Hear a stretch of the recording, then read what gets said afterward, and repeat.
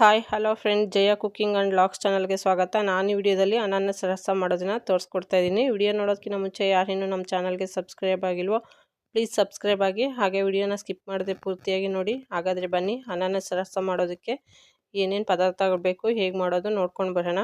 ಮೊದಲನೇದಾಗಿ ನಾನಿಲ್ಲಿ 3 ಬಿಲ್ಲೆಯಷ್ಟು ಅನಾನಸ್ ಹಣ್ಣನ್ನು ಈ ರೀತಿ ಚಿಕ್ಕ ಚಿಕ್ಕ ಪೀಸ್ಗಳಾಗಿ ಕಟ್ ಮಾಡಿ ಇಟ್ಕೊಂಡಿದ್ದೀನಿ. ಒಂದು 3/4 ಕಪ್ಪಷ್ಟು ತೆಂಗಿನಕಾಯಿ ಹಾಲು ತೊಗೊಂಡಿದ್ದೀನಿ. ಅರ್ಧ ಟೇಬಲ್ ಸ್ಪೂನ್ ಜೀರಿಗೆ, ಅರ್ಧ ಟೇಬಲ್ ಸ್ಪೂನಷ್ಟು ಕಾಳು ಮೆಣಸು ತೊಗೊಂಡಿದ್ದೀನಿ.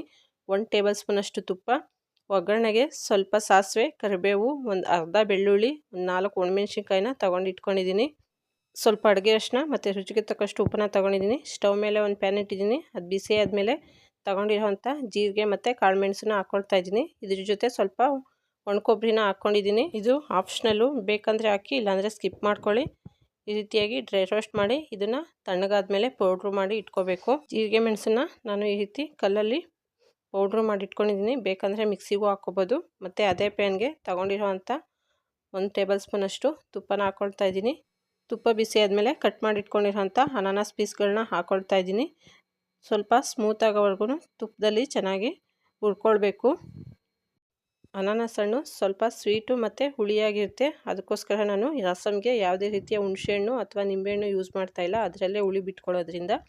ಈಗ ಸ್ಮೂತ್ ಆದಮೇಲೆ ತೊಗೊಂಡಿರೋಂಥ 3/4 ಕಪ್ಪಷ್ಟು ತೆಂಗಿನಕಾಯಿ ಹಾಲು ಮತ್ತು 3/4 ಕಪ್ಪಷ್ಟು ನೀರನ್ನು ಹಾಕ್ಕೊಳ್ತಾ ಇದ್ದೀನಿ. ಹಾಲು ಮತ್ತು ನೀರು ಹಾಕಿದ್ಮೇಲೆ ಈ ರೀತಿ ತಿರುಗಿಸ್ಕೊಳ್ತಾ ಇರಬೇಕು. ಒಂದು ಕುದಿ ಬರೋವರೆಗೂ ಈ ರೀತಿಯೇ ತಿರುಗಿಸ್ಕೊಳ್ತಾ ಇರಬೇಕು.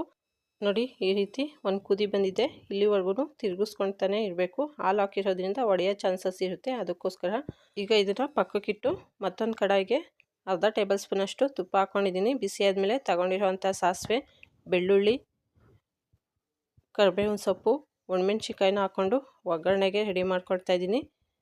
ಇದು ಸ್ವಲ್ಪ ಫ್ರೈ ಆದಮೇಲೆ ಇದಕ್ಕೆ ಆಗಲೇ ಮಾಡಿಟ್ಟಿರೋವಂಥ ಜೀರಿಗೆ ಮತ್ತು ಕಾಳು ಮೆಣಸು ಪುಡಿನ ಹಾಕ್ಕೊಳ್ತಾ ಇದ್ದೀನಿ. ಪೌಡರ್ ಹಸಿಗಟ್ಟು ಹೋಗೋವರೆಗೂ ಫ್ರೈ ಮಾಡ್ಕೊಳ್ತಾ ಇದ್ದೀನಿ. ಈ ಟೈಮಲ್ಲಿ ಬೇಕಂದರೆ ಒಂದು ಅರ್ಧ ಸ್ಪೂನಷ್ಟು ಅಚ್ಕಾರದ ಪುಡಿನೂ ಸಹ ಸೇರಿಸ್ಕೋಬೋದು. ಖಾರ ಇಷ್ಟಪಡೋರಾದರೆ. ಅನಾನಸ್ಸು ಸ್ವೀಟ್ ಇರುತ್ತಲ್ಲ, ಅದಕ್ಕೋಸ್ಕರ ಚಿಟಿಕೆ ಅರಿಶಿನ ಹಾಕ್ಕೊಂಡಿದ್ದೀನಿ.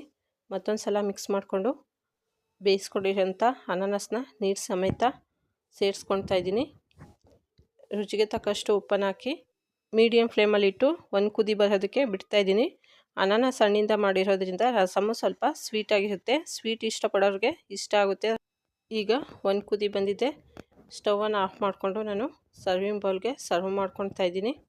ಅನಾನಸ್ ರಸಮ್ ರೆಡಿಯಾಗಿದೆ. ಮನೇಲಿ ಒಂದು ಸಲ ಟ್ರೈ ಮಾಡಿ ನೋಡಿ. ಹೇಗೆ ಬಂದಿತ್ತು ಅಂತ ಕಾಮೆಂಟ್ಸ್ ಮೂಲಕ ತಿಳಿಸಿ. ವಿಡಿಯೋ ನಿಮ್ಗೆ ಇಷ್ಟ ಆಗಿದರೆ ಲೈಕ್ ಮಾಡಿ, ಶೇರ್ ಮಾಡಿ. ಈ ದಿನದ ಯೂಸ್ಫುಲ್ ಟಿಪ್ಸ್: ಅನಾನಸ್ ಹಣ್ಣಿಗೆ ಜೇನುತುಪ್ಪ ಸೇರಿಸಿ ತಿನ್ನೋದ್ರಿಂದ ಲಿವರ್ ಸಮಸ್ಯೆ ಇದ್ದರೆ ಕಡಿಮೆ ಆಗುತ್ತೆ. ವಿಡಿಯೋ ನೋಡಿದ್ದಕ್ಕಾಗಿ ಧನ್ಯವಾದಗಳು.